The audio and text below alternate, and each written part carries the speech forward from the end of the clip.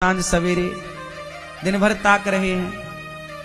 तीर्थराज में आकर के भी लोग काम वासना से स्त्रियों को देख रहे हैं, काम वासना से पुरुषों को देखा जा रहा है। तो ये धाम में आकर के यदि तुम्हारी वासना अभी भी पर नारी पर पुरुष में है तो फिर गंगा कितना भी नहाओ फायदा नहीं है।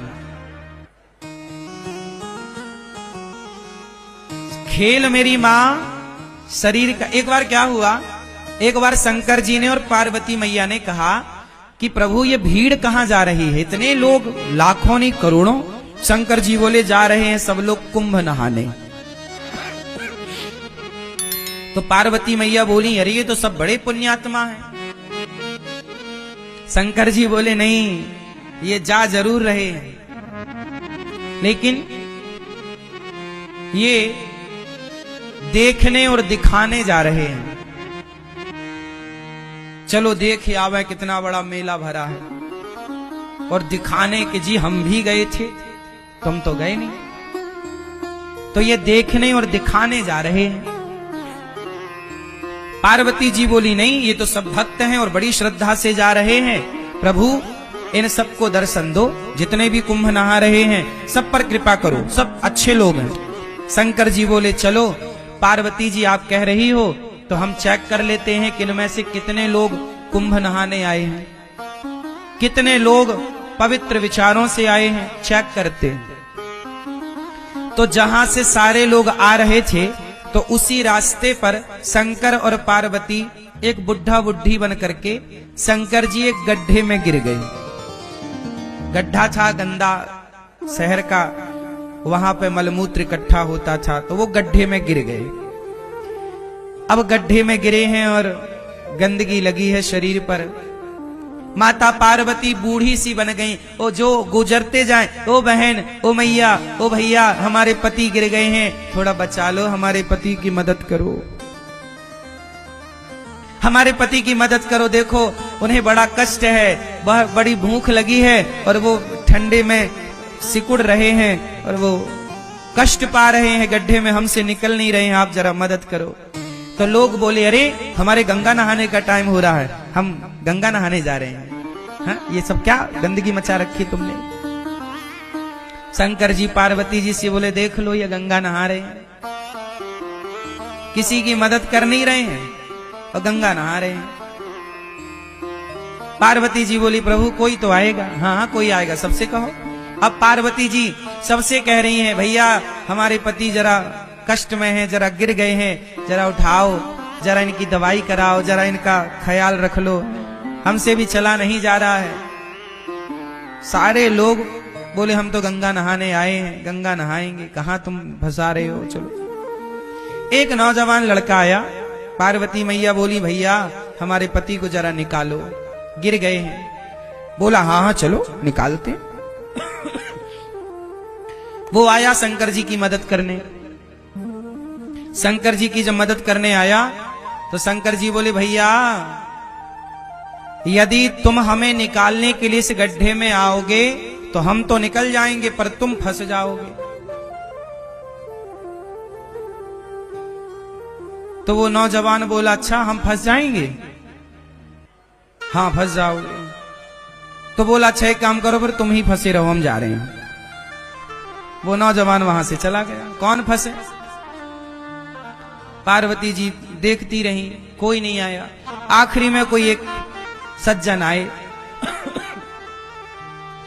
एक सदगृहस्थ आए, पति पत्नी।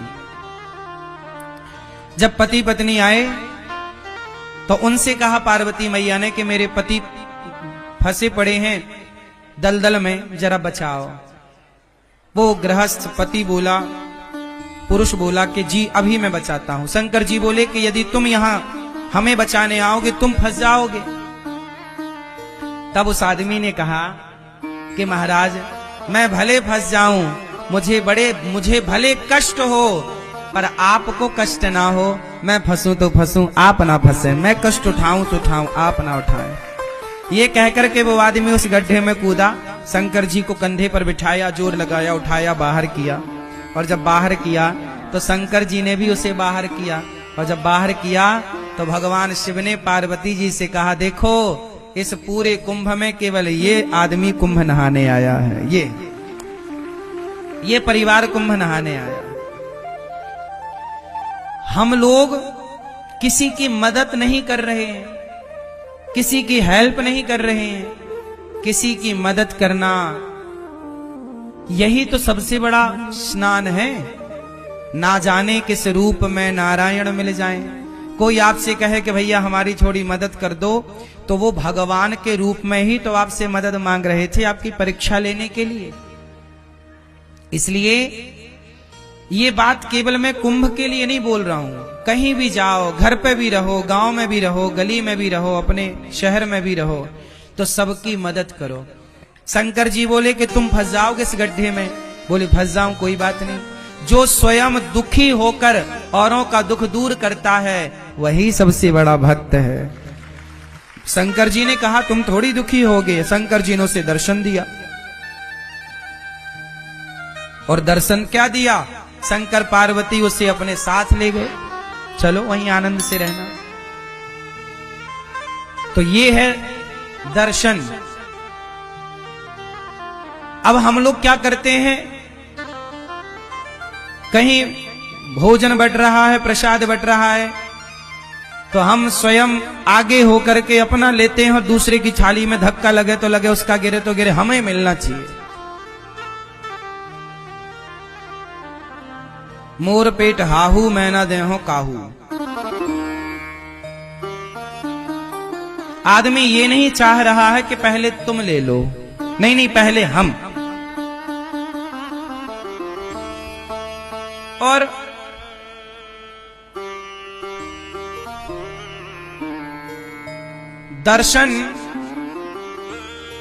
दर्शन का मतलब लोग समझ ही नहीं रहे। धाम में आओ ना, प्रयाग जी में आओ, वृंदावन आओ, यमुना जी आओ, अयोध्या जी जाओ, जहां भी जाओ वहां क्या करना चाहिए? अच्छा ये बताओ, गंगा जी में जब आप डुबकी लगाए तो किस तरफ मुंह करके डुबकी लगाए? स्नान कैसे करना चाहिए? सुनो, स्नान करने की भी एक विधा है। तीर्थों में स्नान कैसे करना चाहिए? सुनो, सबसे पहले गंगा जी जाओ, तो जाओ कैसे पहले ये समझो। अपने कमरे में ही फ्रेश होकर के आधा स्नान अपने कमरे में कर लो। फ्रेश हो जाओ, थोड़ा आधा स्नान कर लो, क्योंकि गंगा अपने आप में एक मंदिर है। गंगा अपने आप में कौन है? मंदिर। तो मंदिर में हम बिना नहाए जाते हैं कि नहा कर? तो गंगा जी जाने के पहले अपने कमरे में मलमूत्र से निवृत्त होकर के मंजन ब्रश कर लो कमरे में, यहीं पे जो व्यवस्थाएं हैं तंबू में, और स्नान कर लो आधा, क्योंकि शौच करने के बाद नहाना चाहिए। तो कमरे में आधा नहा लो। जो कपड़े पहनकर शौच करो वो कपड़े गीले करना चाहिए, वही कपड़े पहनकर नहीं। तो शौच करने के बाद नहा लो आधा, फिर नहा करके आप फिर गंगा जी जाओ। नहा करके आधा नहा लो, फिर गंगा जी जाओ पवित्र होकर के। फिर वहां जाके सबसे पहले गंगा मैया को प्रणाम करना चाहिए। जाके ये नहीं सीधे पांव डाल दे, नहीं, सबसे पहले गंगा जी के पास बैठ के हाथ से गंगा मैया का पहले तो मस्तक झुकाकर गंगा मैया को प्रणाम करो, फिर हाथों से थोड़ा जल उठाकर सबसे पहले अपने मस्तक पर डालो। कहां डालो? अपने मस्तक पर जल डालो। हे गंगा मैया हमारे माथे पर विराजिए। हे गंगा मैया आपकी कृपा से सदा सब लोग सुखी रहें, सब प्रसन्न रहें, और हे गंगा मैया हमारी भक्ति दिनों दिन बढ़े, हम सदा प्रभु का स्मरण करते रहें। एक क्षण के लिए मैं भगवान को कभी भूलूं नहीं। हे गंगा मैया मैं भगवान को कभी भूलूं नहीं। हे नाथ मैं आपको कभी भूलूं नहीं। हे गंगा मैया आखिरी सांस तक मैं आपका दर्शन करने आती रहूं, अपने पांव से चलकर अपनी आंखों से आपको देखती रहूं, और आपकी कृपा से आपका दर्श परस करते, भगवान का नाम सुनते सुनते, भगवान की कथा सुनते सुनते मेरे प्राण जाए। मैया यही वरदान दो। आपका नाम जपते जपते, भगवान का गुणगान गाते गाते प्राण जाएं। और ये जो बाल बच्चे हैं, बाल गोपाल हैं, बच्चे हैं, ये भी बड़े होकर सदा आपके प्रति श्रद्धा का भाव रखें, ये भी आपके प्रति प्रेम रखें। गंगा मैया को प्रणाम करो। प्रणाम करके फिर जिस तरफ से गंगा जी की धार आ रही है, किस तरफ से? जिस तरफ से गंगा जी की धार, जिस तरफ से गंगा जी की धारा आ रही है उस तरफ मुंह करना चाहिए। जिस तरफ गंगा जी की धारा, जैसे धारा इस तरफ से आ रही है, बहकर इस तरफ जा रही है, तो जिस तरफ धारा आ रही है उस तरफ मुंह करके और फिर गंगा मैया को प्रणाम करते हुए स्नान करना चाहिए, डुबकी लगानी चाहिए। और डुबकी कैसे लगानी चाहिए? पहली डुबकी अपने माता के लिए कि ये डुबकी का पुण्य मेरी माँ को मिले जिसने मुझे धरती पर भेजा है। दूसरी डुबकी अपने पिता के लिए, तीसरी डुबकी अपने पूर्वजों के लिए, चौथी डुबकी अपने बच्चों के लिए कि बच्चे इसका पुण्य पाएं, और पांचवी डुबकी अपने लिए। और ये दास अनिरुद्ध तो जब गंगा जी नहाने जाते हैं ना, तो हम केवल माता पिता और पूर्वजों की नहीं, कथा सुनने जितने भक्त आते हैं, जितने शिष्य हैं, जितने भक्त सुनते हैं कथा, हम सबके नाम की डुबकी लगा लेते हैं। प्रभु ये हमारे सभी भक्तों को इस पुण्य का लाभ मिले, और गंगा मैया जो नहीं आ पाए उन भक्तों की भी एक डुबकी ये दास अनिरुद्ध लगा लेता है कि जो भक्त गौरी गोपाल से जुड़े, जो रामानुज परिवार से जुड़े हैं, जो श्री संप्रदाय से जुड़े हैं, जो जाने अनजाने में टीवी पर भी भागवत सुन लेते हैं, यूट्यूब पर भी भागवत सुनते हैं, जो गौरी गोपाल भगवान के प्रति थोड़ी सी भी आस्था रखते हैं, उन सबके लिए ये दास अनिरुद्ध डुबकी लगाता है।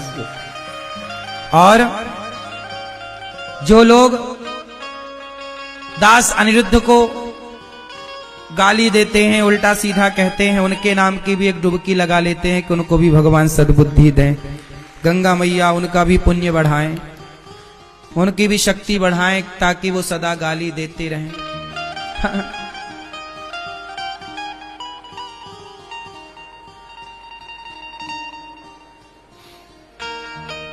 क्योंकि बैलेंस बना के चलना चाहिए ना।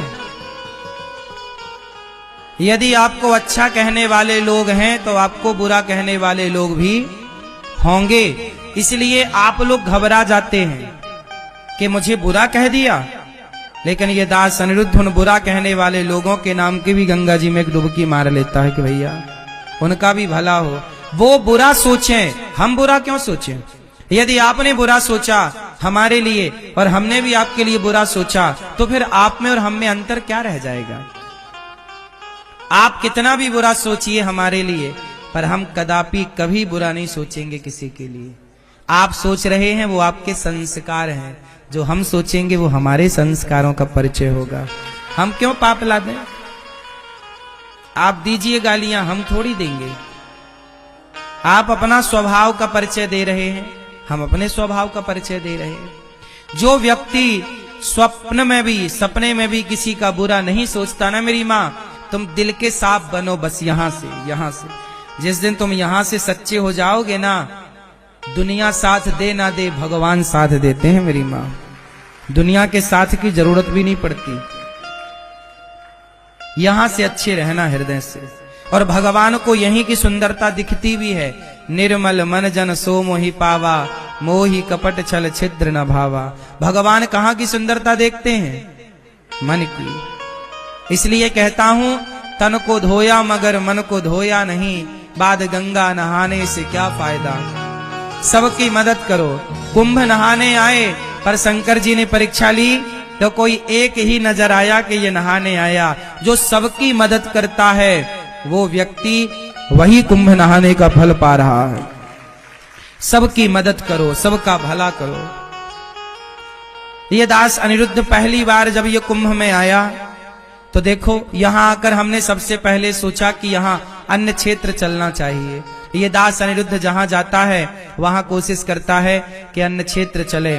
वृंदावन में इतना बड़ा अन्य क्षेत्र चल रहा है, हजारों लोग भोजन कर रहे हैं। प्रयागराज जी में भी गौरी गोपाल अन्न क्षेत्र चल रहा है, हजारों भक्त भोजन कर रहे हैं, सबको पेट भर भोजन मिल रहा है। कितना बड़ा पुण्य है ये माँ। सही है। हमें बड़ी तसल्ली है अपने, हम बड़ा संतोष रखते हैं अपने जीवन में कि बस ये शरीर की सुंदरता ना, शरीर की सुंदरता सोना चांदी से नहीं, शरीर की सुंदरता सेवा से है। तन पवित्र सेवा किया, तन को शुद्ध करना है तो सेवा से करिए। तन पवित्र सेवा किए, धन पवित्र कर दान, धन को शुद्ध करना है तो दान करिए। और मन पवित्र हरि कीर्तन से होत त्रिविध कल्याण, मन को पवित्र करना है तो भगवान का कीर्तन करने लग जाइए, अपने आप मन शुद्ध होगा। सर्वे भवन्तु सुखिनः, सब सुखी रहें, यही भावना होनी चाहिए। एक सज्जन ने हमसे पूछा कि महाराज जी, यदि संत जन कहते हैं, शास्त्र कहते हैं सर्वे भवन्तु सुखिनः, हम कहते हैं ना सब सुखी रहें, तो एक नौजवान दोस्त ने यही प्रश्न कर लिया प्रश्नोत्तरी में कि महाराज जी आप कहते हो कि सब लोग सुखी रहें, तो फिर इस कुंभ में मुसलमानों को क्यों नहीं आने दिया गया? सब सुखी रहें तो क्यों नहीं आए वो लोग? हमने कहा भाई कुंभ का गंगा मैया तो सबको पवित्र करने के लिए हैं, कोई रसखान की तरह भक्त बनकर आए तो सब आए, आतंक फैलाने तो कोई ना आए। कम से कम रसखान की तरह भक्त बनकर आओ तो गंगा नहाने में कहां ऐतराज है, नहाओ ना, डुबकी लगाओ। लेकिन तुम हमेशा यदि गला काटने की बातें करोगे, सनातन धर्म को मिटाने की बात करोगे, तो फिर कैसे स्वीकार होगा? इसलिए हम सबका भला चाहते हैं, लेकिन सबका भला चाहते हैं इसका मतलब ये नहीं कि तुम हमारी बहन बेटियों को गलत तरीके से देख लो, गलत काम करो और हम तुम्हारा भला चाहते रहें। हम सबका भला चाहते हैं, श्री कृष्ण सबका भला चाहते हैं, लेकिन जरूरत पड़ने पर अर्जुन को गांडीव उठाने की प्रेरणा भी तो देते हैं कि सबका भला चाहते हैं हम, पर भला उसका ही तो चाहना चाहिए जो भलाई के लायक हो। यदि आप उद्दंड हैं, बच्चा गलत करता है तो माँ 2 थप्पड़ भी तो जमाती है, वही माँ छाती से लगाकर दूध भी पिलाती है, और वही माँ 2 थप्पड़ भी जमाती है। जहां थप्पड़ जमाने की जरूरत होती है वहां थप्पड़ लगाती है, जहां लाड़ लड़ाने की जरूरत होती है वहां लाड़ लड़ाती है। यही है कि जब समाज गलत रास्ते पर चला जाए, आज के पहले कुंभ लगे थे तो उसमें तो सारे मुसलमान आए और अपनी दुकानें लगाए और सब काम हुआ, लेकिन जब आपने यहीं की रोटियां खाकर, यहीं से पैसा कमाकर इसी सनातन को मिटाने का षड्यंत्र रचेंगे, तब तो देखो मां लाड़ लड़ाएगी तो फिर थप्पड़ भी जमाएगी।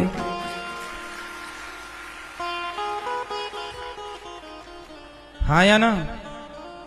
फिर इसलिए हम सबका भला चाहते हैं। भाई तुम सही देखो, हम सीधे हैं तो तुम भी सीधे हो जाओ, सीधे बन के आओ तो स्वीकार है सब कुछ।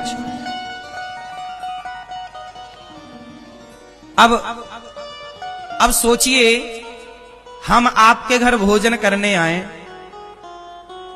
और आप दाल सब्जी में थूक दें, और आपकी थूकी हुई दाल सब्जी को खाएं, तो ये अपराध है कि नहीं? आपने तो हमारे साथ छल किया।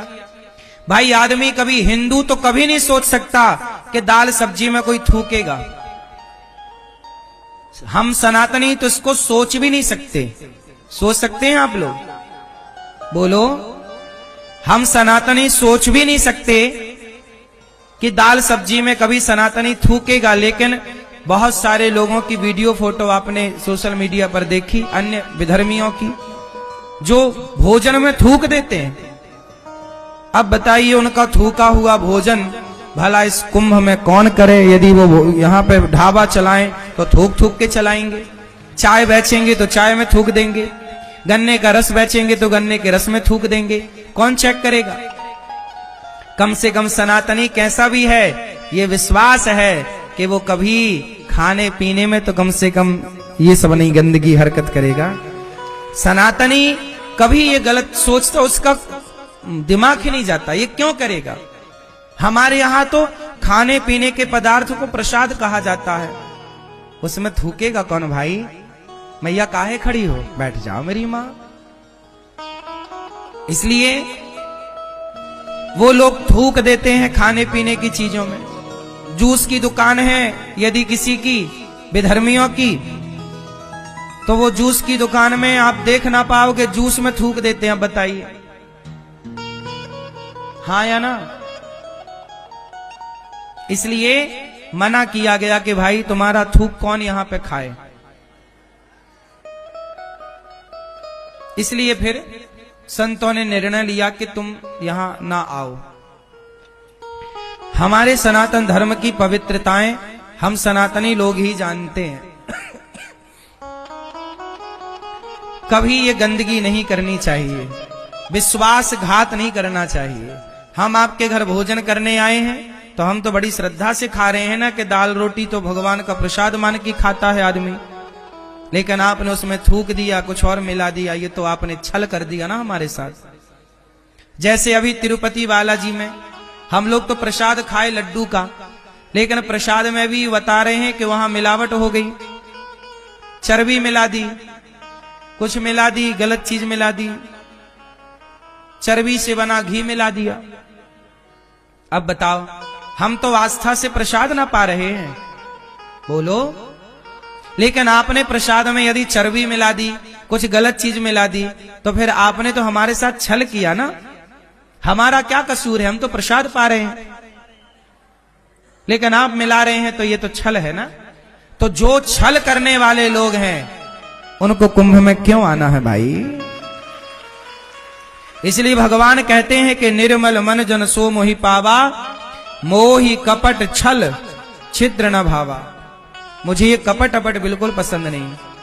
ए भैया, क्या पसंद नहीं है? मुझे कपट पसंद नहीं। निर्मल मन जन सो मोहि पावा, मोहि कपट छल छिद्र न भावा। पूतना को देखकर भगवान ने आंखें बंद कर ली, क्योंकि पूतना का तन सुंदर है, मन सुंदर नहीं। मेरी मां, आप लोग अपने मन को साफ करिए। धाम में आओ, क्रोध, काम, गलत विचार सब त्याग कर केवल वाणी भगवान का नाम जपे। श्रीमन्नारायण श्रीमन्नारायण श्रीमन्नारायण। मन एकदम निर्मल हो।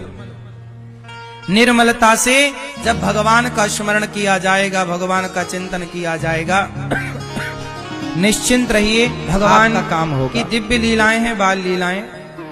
माखन चोरी करते हैं भगवान, और मैया बोलती है, च्योरी लाला तेने माखन चुरायो है ना? मैया मैंने कछु माखन ना चुरायो। भगवान माखन चुराते हैं क्या? अच्छा बताओ, भगवान को चोरी करने की जरूरत है? मैया, भगवान को माखन चोरी करने की जरूरत है? नहीं। भगवान चोरी क्यों करते हैं माखन की? भगवान माखन इसलिए चुराते हैं, चुराते नहीं, बल्कि माखन चुराने के बहाने जो गोपियां कन्हैया का दर्शन नहीं कर पाती, उनका दर्शन कर सकें सहजता से, तो चोरी के बहाने घर घर जाकर भगवान दर्शन देते हैं। यही माखन चुराना है।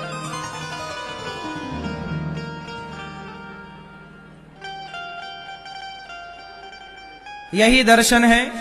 माखन चुराने के बहाने भगवान जो गोपियां लाला का दर्शन करने यशोदा के आंगन में नहीं आती, उनको दर्शन देने चले जाते भगवान। गोपियां कहती, कन्हैया कौन सा पाप है गयो भैया, लाला तो आज चोरी करने में ना आयो।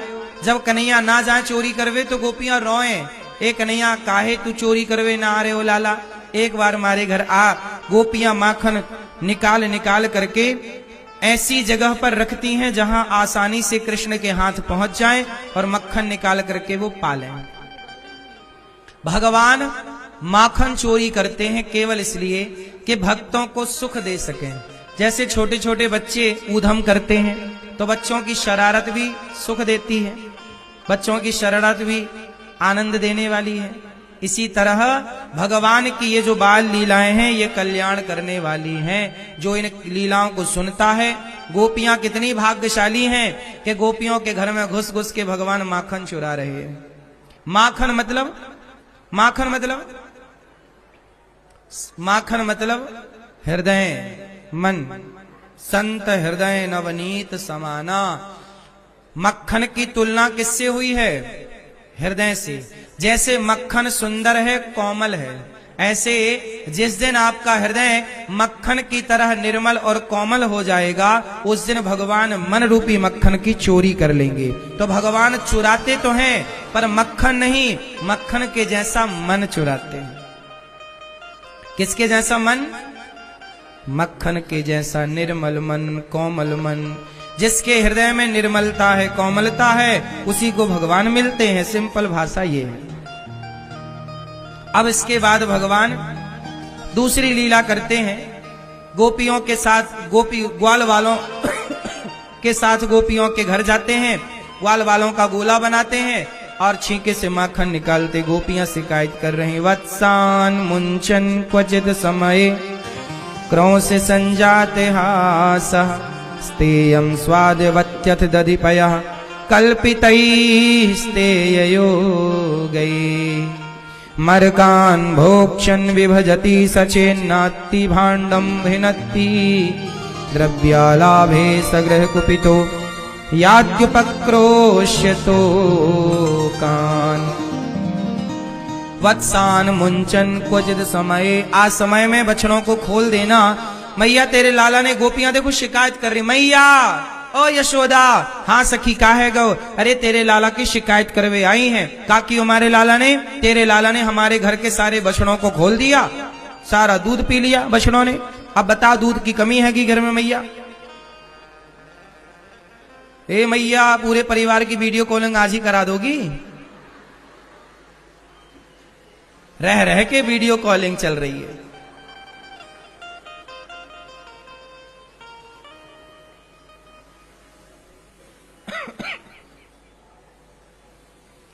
तो मैया यशोदा बोली, चौरे लाला तने चोरी करी, इनके बछड़े खोले ना? मैया ये सारो दूध पी जाएं, बछड़ों को दूध ही ना पिलाएं। तो मैया मैंने दूध पिलाए भी कि ताएं खोल दियो। अरे लाला, तो गोपी फिर दूध कैसे निकालेगी? सखियों तुम भी कम से कम 2 थन तो बच्चों को पिलाया करो। अरे मैया बात ऐसी ना है, हम तो बछड़ों को आधो पिलाएं, पर लाला तेरो ऐसो करे। एक दिन याद आ रही कि ने का क्यों? मैया बोली कि जब ज्यादा उत्पात मचाए, उधम करे लाला, तो तुम आपको डांट दियो करो। अरे मैया जब हम आपको डांटे, गुस्सा करें, तो हमें देख के ये हंसते ही करके। और जैसी हंसे, जात हासा क्रोश संजात हासा, हम गुस्सा करें तो हंस देता, सारा गुस्सा हम भूल जाती हैं। ऐसो तेरो लाला है मैया। ये बंदरों को माखन खवाए, हम गुस्सा करें तो हमें कहे कि सखी तेरो सौभाग्य है कि हम तेरे घर चोरी करवे आए, वरना हमारे घर में मक्खन की कमी है का? तो सखी बोले, जब तेरे घर में मक्खन की कमी ना है तो चोरी काय को करे?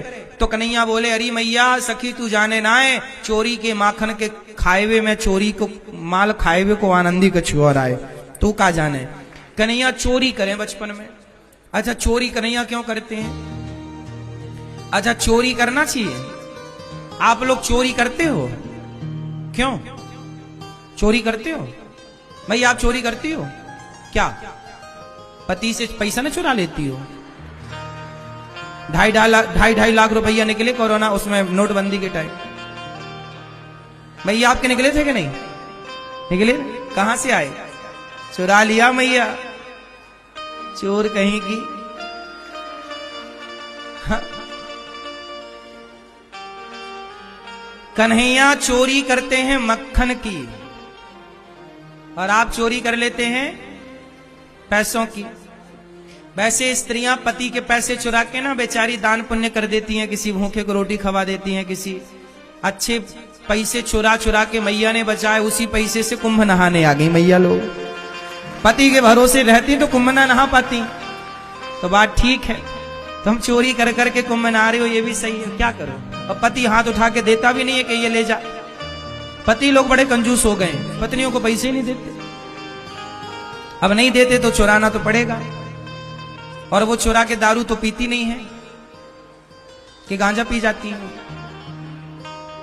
चुराए हुए पैसे जब पति को जरूरत पड़ती है तो पूरे के पूरे लौटा भी देती हैं। तो मैया लोग सही हैं, लेकिन पुरुष को चाहिए। अच्छा, आपके पति पूरा पैसा देते हैं आप लोगों को कि नहीं? नहीं, कहां रखते हैं? किसे देते हैं पैसा? बोलो, पड़ोसन को हैं? किसे मैया? हैं? बैंक में। मतलब जितना भी पैसा होता है पति अपना तिजोरी अलग से रखते हैं क्या? कि सब आपको लाके देते हैं? बैंक में रखते हैं, बात तो सही है, लेकिन बाकी जो उनका अलग से तो कोई तिजोरी नहीं है पति की है? तो मैया तुम खर्चीली होगी, मिल जाए तो खर्च कर डालती होगी, पति ने अलग से तिजोरी रख ली। पहले जमाने की एक परंपरा थी कि पुरुष जितना भी पैसा कमाता था सारा लाके पत्नी को देता था, क्योंकि पत्नी है लक्ष्मी, और लक्ष्मी को जब धन दिया जाएगा तो कमाया हुआ धन वो भी लक्ष्मी है, और ये तुम्हारी पत्नी भी लक्ष्मी है, तो कमाया हुआ धन वो भी लक्ष्मी, ये भी लक्ष्मी, तो लक्ष्मी लक्ष्मी प्लस हो जाती है, तो धन बढ़ता है। इसलिए पुरुष को चाहिए कि वो पैसा कमाए और सारा लाके पत्नी को दे। और पत्नी का भी कर्तव्य है और धर्म है कि उस पैसे से फिजूल का 1 रुपए खर्च ना करे, वो पैसा बचाए। और पति जो भी भला काम करे, अच्छा काम करे, प्लॉट खरीदे, खेत खरीदे, घर खरीदे, बिजनेस में लगाए, अच्छे काम में लगाए, वो पैसा तुम बचा के रखो, अच्छी जगह यूज हो। पैसे का सदुपयोग ही होना चाहिए। कुछ लोग पैसे का बड़ा दुरुपयोग करते हैं। पैसा मिला तो महंगी लिपस्टिक खरीद के ले आई, पैसा मिला तो साड़ी महंगी महंगी खरीद के ले आई, और साल भर में 1-2 बार पहनने के बाद वो साड़ी कचरा हो जाती है। हाँ या ना भाई? महंगी साड़ी आपने 10,000 की खरीदी, उससे अच्छा है कि 1-1 हजार की 10 साड़ियां खरीदो, 10 बार पहनने के काम आएंगी। वो एक साड़ी तो एक ही बार पहनोगी, खत्म है ना? इसलिए हमें गृहस्थी ऐसे चलाना चाहिए जैसे वो सदा चलती रहे। देखा देखी में ना पड़ो कि उसने 10,000 की साड़ी पहनी तो हम भी पहने। खर्चे जितने कम होते हैं, आज सुखी वही है जिसके खर्चे कम हैं, और आज के युग में परेशान वही है जिसके खर्चे ज्यादा हैं। सही है कि गलत है? इसलिए पत्नियों को गृह मंत्री कहा जाता है। इसलिए घर को संभालना स्त्रियों का काम है, अच्छे से संभालो। तो भगवान कृष्ण कहते हैं कि मैया, ये गोपियां शिकायत करने आई हैं, पर तुम इनकी बातों को मानियो मत। मैया बोली, सखियों, जब तक तुम्हारे लाला को रंगे हाथों नाए पकड़ोगी तब तक तुम सबन की बातों को हम भरोसा नाए करेंगे। तो गोपियां चल पड़ी लाला को पकड़ने। छींके पे घंटी बांध रही गोपियों ने। जब घंटी बांधी तो भगवान ने ग्वाल वालों का गोला बनाया और मटकी के समीप पहुंचे, और जब मटकी से मक्खन निकाल कर ग्वाल वालों को खवाए तो भगवान ने घंटी से कहा, बजना मत। घंटी नहीं बजी। जब भगवान स्वयं खाने लगे तो घंटी टन टन टन टन करके बजने लगी। भगवान बोले, घंटी काहे बज गई? घंटी बोली, प्रभु, जब जगत के लोग खाएं तो मेरा बजना जरूरी नहीं होता, पर जगन्नाथ आप भोग लगाएं और मैं ना बजूं, ये कैसे होगा? तो भगवान जगन्नाथ जी भोग लगाएं और घंटी ना बजे। तो घंटी बजी, गोपियां आई, कन्हैया को पकड़ लेती। आज चल लाला, तो को पकड़ के तेरी मैया के पास ले चलूं, तेने इतनी शिकायत, चोरी करी, इतना काम किया, चल तेरी मैया से तेरी शिकायत करें। देखो भगवान ना चोरी करते हैं, चोरी तो हम लोग भी करते हैं। बचपन में हमने आम चुराए, बचपन में सिंघाड़ा चुरा के खाए। आप लोगों ने भी बचपन में चोरी करी होगी, गुड़ चुरा के खाया होगा, शक्कर मिश्री चुरा के खा गए, लड्डू चुरा के खा गए, गुजिया चुरा के खा गए। ये सब बच्चों की हरकत, बचपन ऐसे ही होता है। क्यों? बात सही है? तो भगवान कृष्ण का भी बचपन ऐसी था, क्योंकि मनुष्य बनकर आए हैं ना, तो लीला मनुष्य की करनी है। तो बच्चे चोरी करते हैं। आप में से कितने लोगों ने बचपन में खाने पीने की चीजें चुराई हैं? लड्डू, गुजिया, आम, जामुन, अमरूद, सिंघाड़ा, सब चोरी करते बचपन में। ये स्वभाव है। ये बच्चों का क्या होता है? स्वभाव होता है। ये कोई बहुत बड़ी बात नहीं है। अब कोई कहे कि यार तुम्हारा भगवान कैसा चोरी करता? हाँ भाई, हमारा भगवान चोरी इसलिए करता है क्योंकि हमारा भगवान हमारे संग रह करके हमारी तरह लीला करता है। सब भगवान बच्चों के संग मिलके बच्चे बन जाते हैं। आदमी वही अच्छा जो बूढ़ों के संग बैठ के बूढ़ा हो जाए और बच्चों के संग बैठ के बच्चा हो जाए, जो बच्चों के साथ बच्चों की बातें करने लग जाए, जवानों के साथ जवानों की और बूढ़ों के साथ, हाँ, अज्ञानियों के साथ अज्ञान की बात करे, ज्ञानियों के साथ ज्ञान की बात करे। यही जीवन का आनंद है। सदा बूढ़े ना रहो, अरे मैं बूढ़ा हो गया, बच्चा नहीं, जवान हो गया, बूढ़ा हो गया, मैं बड़ा नहीं। बूढ़े हो गए तो क्या हुआ, बच्चों के संग कंचा खेला करो। बूढ़े हो गए तो क्या हुआ, मैं तो अभी भी खेलता हूं बच्चों के संग, आनंद आता है। बुढ़ापे में ज्यादा सुख थोड़ी है। अच्छा बता, बुढ़ापा सुख देता है कि लड़कपन सुख देता है? बोलो बोलो। आपको यदि 1 करोड़ खर्च करके लड़कपन वापस मिलेगा तो ले लोगे कि नहीं? यदि लड़कपन वापस मिलता ना साहब पैसों से,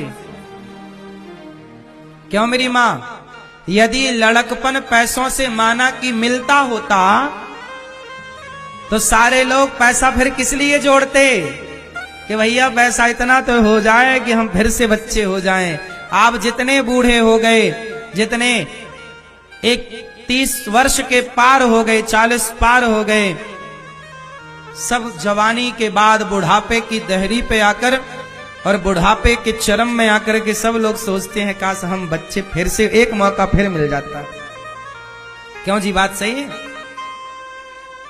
लड़कपन सबसे उत्तम, इसलिए कहता हूं बुढ़ापे में भी आप बच्चों की तरह रहा करो, बच्चों की तरह आनंद से खेला करो, हंसा करो, कौन सा पैसा लगना। लेकिन आजकल आदमी ने इतना अभिमानी हो गया, अरे मैं बूढ़ा हो गया, मैं बच्चों के संग गिल्ली डंडा खेलूं। ये आजकल लोग कहते हैं ये उम्र तुम्हारी कंचा खेलने की है, ये उम्र तुम्हारी गिल्ली डंडा खेलने की है। अरे खेलने की कोई उम्र थोड़ी देखी जाती है। जो खेलता है वही सुखी और स्वस्थ है, जो नहीं खेलते वो बिस्तर में पड़े कराह रहे। क्यों जी, बात सही है? बच्चों के संग थोड़ा दौड़ा करो, पकड़म पाई खेला करो, यही जीवन है। पहले के दादाजी लोग अच्छे थे, बैल बन जाते थे, पोता को ऊपर बिठा के घूमते थे। आज के लोग ना दिन भर व्हाट्सएप चलाते हैं, दिन भर फोन चलाते हैं, है ना। आजकल के लोग बड़े बन गए, पहले के लोग छोटे बनते थे। इसलिए हनुमान जी लंका गए तो बड़े बनकर गए कि छोटे? अति लघु रूप पवन सुत लीना, मसक समान रूप कपि धरी। हनुमान जी क्या बनकर गए? छोटे। जो छोटा बनता है ना वही बड़ा बनता है। इसलिए बड़े बछड़े, छोटे बछड़े पय पिए, बड़े हों भूस खाएं। छोटे बछड़े क्या पीते हैं? बोलो, छोटे बछड़े क्या पीते हैं? दूध। और बड़े बछड़े भूसा खाते हैं। हाँ, बछड़ा जब छोटा होता है ना तो दूध पीता है, और बछड़ा बड़ा हो जाए तो भूसे से लग जाता है। छोटे रहोगे तो मजे में रहोगे, बड़े हो जाओगे भूसे से लग जाओगे। हाँ या ना? आप लोगों को बड़ा बनना है, बड़े ना बनो, छोटे बनो। मैं दास अनिरुद्ध छोटा रहता, इसलिए सबका खूब प्यार आशीर्वाद पाता हूं। बड़े बन जाऊं तो काय का आशीर्वाद प्यार।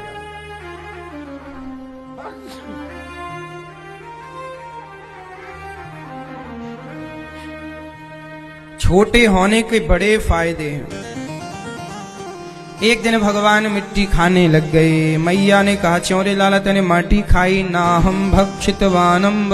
ए मैया, सर्वे मिथ्या विशंसिना, सब मिथ्या कह रहे हैं, झूठ कह रहे हैं। मैया मैंने माटी ना खाई। यदि तुझे देखना है तो देख मेरा मुंह, ये ले समक्षम पश्चिमे मुखम, तेरे सामने मेरा मुंह देख ले मैया। मैया ने देखा तो मुंह में मिट्टी तो नजर नहीं आई, पूरा ब्रह्मांड नजर आया। इतने से मुख में पूरा ब्रह्मांड जो दिखा सके उन्हीं का नाम भगवान है। कोई सब भगवान थोड़ी हो सकते हैं। आज हमारे सनातन धर्म में एक सबसे बड़ा नुकसान जानते हो क्या हुआ? हमारे सनातन धर्म में भगवान बहुत हो गए। कितने भगवान हो गए? अच्छा बताओ, भगवान कितने हैं? जोर से, जोर से, जोर से। एक। जब भगवान एक हैं तो हमारे सनातन धर्म में जब भगवान एक हैं तो बहुत सारे लोग भगवान हो गए। अब कुछ लोग साईं बाबा को, एक सज्जन बोले कि महाराज जी साईं बाबा भगवान है कि नहीं? मैंने कहा भैया तुम ही बताओ। एक मैया मेरे से बोली कि महाराज जी साईं बाबा भगवान है कि नहीं। मैंने कहा मैया तुम बता तुम्हारे पति कितने हैं? बोली एक। मैंने कहा दो हो सकते हैं? बोली फिलहाल तो नहीं। मैंने कहा भविष्य में? बोली भविष्य में भी नहीं। मैंने कहा जब पति दो नहीं हो सकते तो सनातन धर्म में भगवान दो कैसे हो जाएंगे? भगवान तो एक थे, एक है। ऐसे झोड़ी के जो अच्छा लगा तुमने पति मान लिया। क्यों मेरी माँ? अब तुम्हें कोई अच्छा लग जाए तो पति बना लोगी क्या? फिर किसी को भी तो पति नहीं बनाया जा सकता ना, जो है सो है। ऐसे ही भगवान सब नहीं हो सकते। क्या प्रधानमंत्री सारे हो सकते हैं? सारे प्रधानमंत्री हो जाएं तो प्रधानमंत्री की महत्ता क्या रह जाएगी? भगवान कितने हैं बेटा? एक। देवता बहुत सारे हैं। हमारे यहां देवता कितने हैं? जैसे इंद्र कौन है? देवताओं के राजा, देवराज इंद्र। इंद्र देवता है। अग्नि कौन है? देवता है। सूर्य कौन है? देवता है। वरुण कौन है? देवता है। चंद्रमा कौन है? ये सारे देवता की श्रेणी में आते हैं। तो देवता बहुत हैं। हमारे यहां समुद्र को भी देवता कहा जाता है, पीपल को भी देवता कहा जाता है, सांप को भी देवता कहा जाता है, नागराज। बोलो हाँ। हमारे यहां देवता सबको कहा जाता है। मातृदेवो भव, मां को देवता कहा जाता, पितृदेवो भव, पिता को देवता कहा जाता है। अतिथि देवो भव, बोलो अतिथि देवता है। हमारे यहां अतिथि कौन है? बोलो जोर से मेरी मां, मैया। अतिथि कौन? देवता। समुद्र कौन? देवता बहुत होते हैं, 33 करोड़। ये व्यवस्थापक हैं। लेकिन भगवान कितने हैं? एक। क्या दो हो सकते हैं? अब हमारे सनातन धर्म में नुकसान ये हो गया कि जो आया ज्यादा पद प्रतिष्ठा हो गई, वो अपने आप को ही भगवान कहने लग जाता है। अपनिच भगवान है, खुद भगवान बन जाता है। आप लोगों ने व्याख्याएं गलत करनी कुछ चीजों की। भगवान सब नहीं हो सकते। हो सकते हैं? तो मैया ने पूछा कि साईं बाबा भगवान है कि नहीं? आप लोग बताओ। बोलो ए मैया, पीली साड़ी वाली मैया, बताओ। साईं बाबा एक संत हैं, एक भक्त हो सकते हैं। कबीरदास जी को कबीर पंथियों ने भगवान बना दिया। कबीरदास जी भगवान राम के भक्त हैं, रामानंदाचार्य जी के शिष्य हैं। कबीरा सब जग निर्धना, धनवंता नहीं कोय, धनवंता सोई जानिए जिखे राम नाम धन होए। कबीरदास जी खुद कहते हैं कि जो राम नाम का पुजारी है, जिसके पास राम नाम का धन है, वही अमीर है। ये कबीर जी कह रहे हैं। कबीर जी खुद कह रहे हैं कि राम नाम की पूजा करो, राम की शरण में जाओ। और कबीर पंथी लोग कबीर को ही भगवान बनाए बिठाए हैं। बोलो हाँ। मतलब हमारे हिंदू धर्म में ना ये बड़ा ह्रास हो गया। कबीर पंथी ने कबीर को भगवान बना लिया, साईं बाबा के लोगों ने साईं बाबा को भगवान बना दिया, रामपाल के चेलों ने रामपाल को भगवान बना दिया। जो आया सबको भगवान बना दिया, जो मिला सबको भगवान बना दिया। अरे भाई, भगवान से पति सब नहीं हो सकते। पति एक है, ऐसे भगवान एक थे, एक हैं, एक रहेंगे। अब बताओ कि एक जो भगवान है वो कौन है? आप लोग बताओ जोर से। कौन है? कौन है? जो एक भगवान है उन्हीं भगवान का नाम है भगवान श्रीमन नारायण, जो क्षीर सागर पर लेटे हैं, जिनके लक्ष्मी जी चरण दबा रही हैं, जिनके लक्ष्मी जी चरण दबा रही हैं, वो भगवान हैं और कोई भगवान नहीं है। उनकी आराधना करो। वही नारायण त्रेता में राम बन जाते हैं, तो राम और नारायण एक हैं। आप राम की आराधना करो। वही नारायण द्वापर में श्री कृष्ण बन जाते हैं, कृष्ण की आराधना करो। हाँ या ना? अब आप लोग क्या हुआ, राम कृष्ण और नारायण से तो भटक गए, आपने व्यक्ति को भगवान मान लिया। और सुनो, व्यक्ति को भगवान मान लेने से क्या होगा? तुम पीतल को सोना मान लो, तो क्या तुम्हारे मान लेने से पीतल सोना हो जाएगा? मैं बहुत लोगों का नाम नहीं ले रहा हूं, मुझे पता बहुत लोगों के बारे में है। लोग ऐसे ऐसे गुरु घंटाल आजकल हो गए हैं कि खुद को ही भगवान बना लेते हैं। अब हमारे देश में जितने साधु संत हैं, वो संत देखिए कुंभ क्षेत्र में आए, आप सब लोग संत लोग यहाँ आए और यहाँ संतों ने अपने अपने कैंप लगाए, अपना अपना सत्संग और कीर्तन में मन लगवाया। आप पूरे दुनिया वालों को कहाँ बुलाया? संगम में। वो संगम जहाँ गंगा है, गंगा भगवान नारायण के चरणों से निकली है। यमुना भगवान श्री कृष्ण की पत्नी है। वो साधु अच्छे हैं जो आपको भगवान के चरणों की गंगा से जोड़े, भगवान से जोड़े। वो गलत हैं जो स्वयं को भगवान मानने लग जाए। वो संत अच्छे हैं जो आपको भगवान से जोड़ते हैं। वो लोग गलत हैं जो स्वयं भगवान बन जाते हैं। जी, कुछ लोग कहते हैं तुम भगवान की मूर्ति फेंक दो। कितने बाबा, कितने घंटाल ऐसे आपने बाजार में देखे कि भगवान की मूर्तियां फेंकवा दी। भाई, भगवान के मंदिर में मूर्तियां, उनके घर के मंदिर की मूर्तियां फेंकवा दी और अपनी फोटो पुजवा रहे हैं। कई लोग चेला ऐसे हैं, गुरु जी की फोटो रखे हैं पर भगवान गोपाल जी को घर से बाहर कर देते हैं, शालिग्राम जी को घर से बाहर कर देते हैं और गुरु जी की फोटो की पूजा करते हैं। अब बताइए, इससे बड़ा पाप क्या होगा? स्वयं को भगवान तो रावण कहता था, स्वयं को भगवान तो शिशुपाल कहता था, स्वयं को भगवान तो पौंड्रक कहता था, स्वयं को भगवान तो हिरण्याक्ष, हिरण्यकश्यपु कहता था। जो राक्षस लोग थे वो स्वयं को भगवान कहते थे और आजकल वही राक्षस आप लोगों को भगवान बने बैठ जाते हैं और आप लोगों को लगता है ये गुरु ही भगवान है। गुरु मार्गदर्शक होता है, गुरु भगवान नहीं होता। आपकी श्रद्धा है तो गुरु को मानिए, पूरी श्रद्धा से गुरु को मानना चाहिए। पर गुरु क्या कहते हैं? सीताराम सीताराम जपो। अच्छा बताओ, हमारे देश के सबसे बड़े संतों में एक नाम है, संतों में देवरहा बाबा का। सुना है आप लोगों ने नाम? किस किस ने सुना है पूज्य देवरहा बाबा का नाम? सुना है? वो इतने बड़े संत थे, इतने बड़े साधक थे पूज्य देवरहा बाबा। उनके पास तमाम शक्तियां थीं।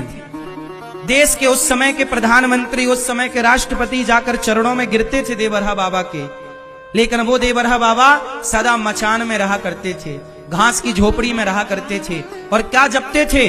जो जाए सबसे कहे बोलो श्री राम जय राम जय जय राम, बोलो श्री राम जय राम। वो देवरहा बाबा जो इतने बड़े साधक थे, इतने बड़े संत थे, उनकी कितनी शक्तियां थी, उनके कितने चमत्कार समाज ने देखे हैं। और ये बहुत पुरानी बात नहीं, अभी की बात है, कुछ वर्ष पुरानी बात है देवरहा बाबा की। इतने बड़े संत, इतनी सिद्धियां, लेकिन उन्होंने कभी अपने को भगवान नहीं कहा। यदि वो अपने को भगवान कह देते तो आज उन्हें भी भगवान मान लिया जाता और भगवान मान लेने में कोई बुराई भी नहीं थी क्योंकि उनके अंदर बहुत शक्तियां थी। लेकिन उतने बड़े संत ने भी अपने को नहीं पुजवाया। उन्होंने यही कहा कि बेटा तुम सबका भला, जो मैं संत जो मार्ग बता रहे हैं वो मार्ग राम तक पहुंचने का है, कृष्ण तक पहुंचने का। चलो बताओ, हे मैया तुम्हारा नहीं हुआ अभी तक वीडियो कॉल? सुनाई पड़ता है कि बहरी हो? हैं? अच्छा अच्छा, सुनो। अच्छा ये बताओ, हनुमान जी कौन है? बताओ हनुमान जी कौन है? बोलो बोलो। राम जी के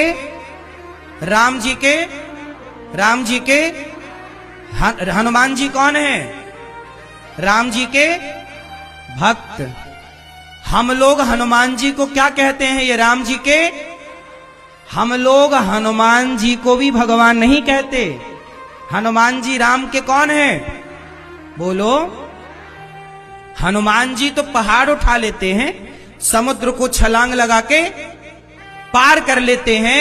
हनुमान जी के पास किसी चमत्कार, किसी शक्ति की कमी है? उत्तर दो। ज्ञानी नामाग्रगण्यम, ज्ञानियों के परम ज्ञानी सूर्य भगवान से पढ़े हैं। हनुमान जी, इतने बड़े ज्ञानी हनुमान जी, इतने बड़े पराक्रमी राम लक्ष्मण को अपने कंधे पर बिठाते हैं हनुमान जी। वो हनुमान जी जो समुद्र को एक छलांग में पार कर गए, लंका जला दी, सीता मां का पता लगाया। हम लोग हनुमान जी को भी क्या कहते हैं, ये राम के, बोलो, हम लोग हनुमान जी को भी भगवान नहीं कहते। सोचिए, हमारे यहां भगवान सबको नहीं कहा जाता, समझो भाई। भगवान शब्द जो है वो सबके लिए नहीं है। बोलो मेरी मां, पति सबके लिए नहीं हो सकता ना प्रयोग, ये भी मेरा पति, ये भी मेरा पति, ये भी नहीं। ये कुलटा स्त्री हो जाएगी जो कह देगी ये भी मेरा है, ये भी मेरा, ये तो फिर वैश्यालय हो गया। क्यों मेरी मां? सबको तो पति नहीं कहा जा सकता। ऐसे भगवान शब्द सब जगह प्रयोग नहीं होता, होता है हां। हमारे यहां भगवान केवल नारायण को, वही नारायण 24 अवतारों में प्रकट भय, वही है विष्णु, वही है राम, वही है कृष्ण, वही है राम लला, वही है वृंदावन में बिहारी जी, राधा रमण जी, राधा वल्लभ जी, वही है जगन्नाथ जी, द्वारिकाधीश जी, विठल नाथ जी, गोपीनाथ जी, वही है।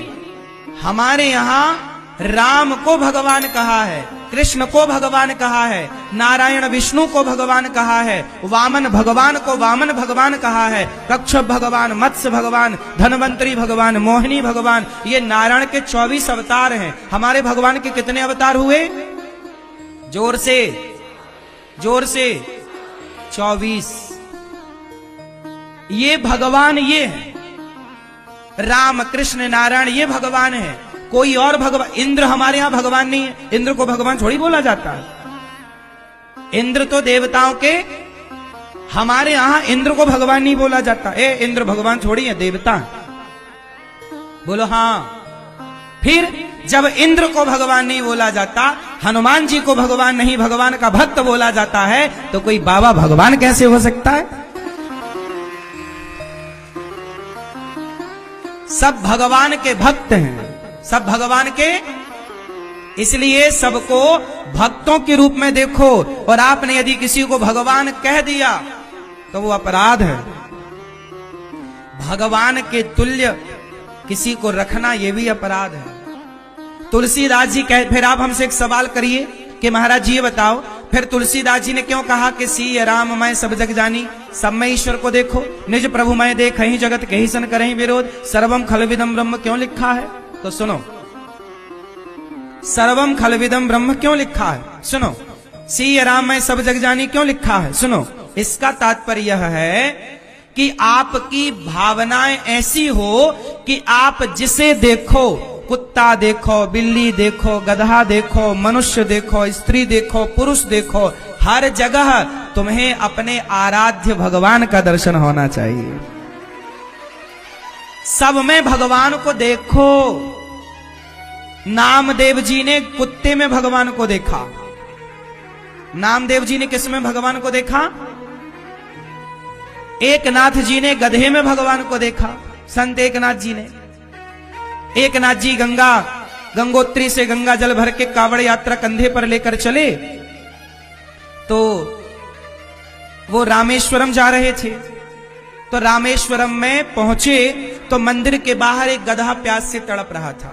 तो संत एकनाथ जी ने गधे को पानी पिलाया, वो कावड़ का जल पिलाया। लोगों ने कहा कि शंकर जी को चढ़ाओ जल, पुण्य मिलेगा। आपने हजारों किलोमीटर की यात्रा की है, कई वर्ष लगे हैं, और आपने गधे को पानी पिला दिया। तब एकनाथ जी ने कहा कि तुम्हें मंदिर के भीतर शिव जी का दर्शन हो रहा है, हमें तो इस गधे में हमारे शिव जी का दर्शन हो रहा। और जब पानी पिलाए, गधे की प्यास मिटी, तो गधे से भगवान शंकर प्रकट हो गए। अरे एकनाथ, तुमने हमें पहचान लिया, तुमने हमें पहचान लिया। हाँ मेरी मां, बात समझ में आई? तो सी राम मैं सब जग जानी, ये तुलसीदास जी ये कह रहे हैं कि आपकी अपने इष्ट के प्रति इतनी श्रद्धा हो, जैसे मैं नारायण का उपासक हूं, जैसे ये दास अनिरुद्ध नारायण का उपासक है, तो मैं अपने नारायण से इतना प्रेम करूं, अपने भगवान श्रीमन नारायण से इतना प्रेम करूं कि मैं जिसे देखूं उसके भीतर भी मुझे नारायण का दर्शन हो, चाहे वो गधा हो, चाहे वो कुत्ता हो, चाहे वो बिल्ली हो। अच्छा एक बात बताओ, मैं इसे आज की तरह समझाता हूं आपको। अच्छा ये बताओ, आजकल ना बाजार में एक लेजर लाइटिंग का कल्चर है, जानते हो? जैसे बड़ी बड़ी जो बिल्डिंगें हैं ना, उसमें लेजर लाइट से ना बहुत कुछ दिखाया जाता है, पिक्चरें दिखा दी जाती हैं, चित्र दिखा दिए जाते हैं, बड़ी किसी भी बिल्डिंग में। यहां तक कि आपके शरीर में वो लाइट मारी जाए तो आपके शरीर में पिक्चर दिखने लग जाएगी। हाँ या ना? बोलो हाँ या ना। सुना है, देखा है कि नहीं? ये सब नहीं देखा? अरे मैया, ऐसी लाइटें हैं, बड़े बड़े बिल्डिंगों में वो लाइट मार दी जाए ना, यहां मार दी जाए तो यहां सब दिखने लग जाए आपको। जैसे टॉकीज में देखने जाते हो, वहां एक पर्दा ही तो होता है। टॉकीज में क्या होता है? एक पर्दा होता है, पर्दे में पीछे से लाइट आती है और लाइट से उसमें चित्र बनते हैं और सब दिखता है। वो लाइट यदि दीवार में मार दी जाए तो दीवार में पिक्चर देखने लग जाएगी। उसी तरह की एक लेजर लाइट होती है जो कहीं भी मार दी जाए तो वहां पे चित्र दिखने लग जाता है। हाँ या ना? अभी आपने नहीं देखी तो अलग विषय है, पर ये चीजें हैं। उसी तरह जैसे दीवार में पिक्चर नहीं है, वो लाइट पड़ी तो चित्र दिखा, यहां चित्र नहीं है, लाइट पड़ी तो चित्र दिखा। उसी प्रकार गधे में, कुत्ते में भगवान नहीं, वो हमारी श्रद्धा की लाइट जिस पर पड़ती है उसमें हमारे आराध्य का दर्शन होने लग जाता है।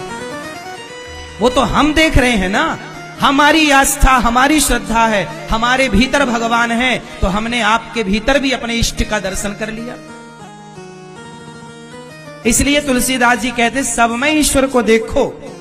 मैं आप में देखूं तो अपने भगवान को देखूं, इनमें देखूं तो अपने भगवान को देखूं, है ना? सब में ईश्वर को देखना चाहिए, सबको भगवान में देखो, ये भावनाएं रखो। किसको देखना है? अपने इष्ट को, अपने इष्ट को देखो तो भगवान एक है, ना कि 17 लोगों में देखोगे तो 17 भगवान, एक ही 17 जगह दिखेगा ना। इसलिए भ्रांतियां बहुत सनातन धर्म में हैं, तो भ्रांतियां आपकी दूर हो। आप सदा एक हरि की शरण में रहिए, एक भगवान श्रीमन नारायण की शरण में रहिए, जिनकी शरण में हनुमान जी हैं, जिनकी आराधना कबीरदास जी ने किसका यश गाया? राम का।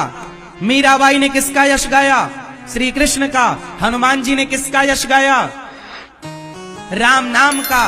नारद जी किसका यश गाते हैं? नारद जी, बोलो नारायण, श्रीमन नारायण। हाँ, इतने बड़े संत नारद जी। अब नारद जी से बड़ा कोई संत होगा? लेकिन हम लोग नारद जी को संत कहते हैं, भक्त कहते हैं, जबकि वो भी भगवान के 24 अवतारों में एक अवतार है। लेकिन मुख्य पर अवतार हम नारायण को, राम को, कृष्ण को ही मानते हैं। बात समझ में आई? तो हम लोग एक भगवान की शरण में रहें, अपने मनमाने भगवान ना बनाएं, फर्जी भगवानों से बचो। भगवान ने मिट्टी खाई, इतने से मुख में पूरा ब्रजमंडल का, पूरे ब्रह्मांड का दर्शन कराया। परीक्षित जी ने कहा, गुरुदेव आखिर ये यशोदा माँ ने कौन सा पुण्य किया कि भगवान श्री कृष्ण इनके पुत्र बन गए? कौन सा पुण्य किया? तब कहा कि यशोदा माँ पिछले जन्म में धरा नाम की स्त्री थी। यशोदा कौन थी पिछले जन्म में? मेरी मां धरा नाम की एक स्त्री थी। और यशोदा मां पिछले जन्म में संतों की खूब सेवा करती थी। किनकी सेवा करती थी? जो साधु सेवा करता है, जो संत जनों की सेवा करता है, वही भगवान को प्राप्त करता है। जो संतों की सेवा नहीं करता वो भगवान को प्राप्त नहीं करता। भगवान मिलेंगे तो संत जनों की सेवा करने से भगवान मिलेंगे। किसकी सेवा करने से? संत जनों की। किसकी सेवा? संतों की सेवा। संतों की सेवा करनी चाहिए। दीन दुखियों की सेवा करनी चाहिए, जरूरतमंदों की सेवा करनी चाहिए। सेवा सबकी करो, ना जाने किस रूप में नारायण मिल जाए। माता धरा संतों की खूब सेवा करती। इनके द्वार पर संत आते, जंगल की लकड़ियां बेचकर ये पैसा, बाजार में जंगल की लकड़ियां बेचती, जो पैसा मिल जाता उस पैसे से माता धरा संतों की सेवा करती। जो पैसा कमाओ ना, अपनी कमाई का 10% ना निकालकर सेवा में लगाना चाहिए। जिनकी कमाई का हिस्सा सेवा में लग रहा है, आज भी वो लोग बहुत सुखी और स्वस्थ हैं। जिनका पैसा सेवा में नहीं लग रहा है, वो लोग परेशान हैं। इसलिए अपने धन को सेवा में लगाओ, ज्यादा से ज्यादा माता धरा की तरह सेवा करो। साधु संतों की माता धरा ने इतनी सेवा की, एक दिन क्या हुआ कि भगवान माता धरा की परीक्षा लेने आ गए। भगवान श्रीमन्नारायण भगवान प्रसन्न होकर के साधु रूप में आए और कहा, मैया भिक्षाम देही, हे माता तेरे द्वार पर आया हूं, मैया बड़ी भूख लगी है, कुछ खाने को दे दे। माता धरा उस समय संतों को भोजन करा चुकी थी, संत खा पी कर जा चुके थे और माता धरा ने भी भोजन कर लिया था। दोपहर का भोजन करके मैया यशोदा बर्तन धुल रही थी, उसी समय साधु आए। और जब संत आए तो माता धरा के पास कुछ था नहीं, क्या देती वो। माता धरा बोली, महाराज आप बैठिए, मैं अभी आपके लिए भोजन की तैयारी करती हूं। माता धरा के घर में संयोग से उस दिन अन्न का एक भी दाना नहीं था। अन्न का एक दाना नहीं है माता धरा के यहां। और माता धरा संतों को भोजन कैसे कराएं, अब था तो है नहीं, कुछ नहीं है। तो माता धरा बाजार में पैसे उधार मांगने चली गई। हे भैया थोड़े से पैसे तुम दे दो उधार, थोड़े से पैसे तुम दे दो उधार। एक आदमी बोला कि पैसे तो दूंगा उधार, परंतु तुम्हें कुछ देना पड़ेगा। माता धरा ने कहा, क्या चाहते हो। उस आदमी ने कहा कि वो आदमी नियत का बड़ा खोटा था, बोला कि तुम बहुत सुंदर हो, तुम अपने स्तन हमें दे दो। वो आदमी ना गलत भाव से माता धरा को देखा और गलत भाव से माता धरा से बात करने लग गया। बोले, तुम बहुत सुंदर हो, तुम यदि अपने स्तन हमें दे दो तो हम तुम्हें बदले में बहुत सारा धन दे देंगे। माता धरा धर्म संकट में पड़ गई, या तो स्तन दो या तो संतों को भूखा जाना पड़ेगा, और गृहस्थ के दरवाजे से कोई साधु भूखा चला जाए, इससे बड़ा पाप नहीं हो सकता। बात सही है। सबसे बड़ा पाप क्या है, सबसे बड़ा पाप क्या है, हमारे द्वार से कोई भूखा चला जाए, गृहस्थ के दरवाजे से कोई भूखा चला जाए ना मेरी माँ, यही सबसे बड़ा पाप है। माता धरा बोली कि मेरे द्वार से कभी कोई भूखा ना जाए।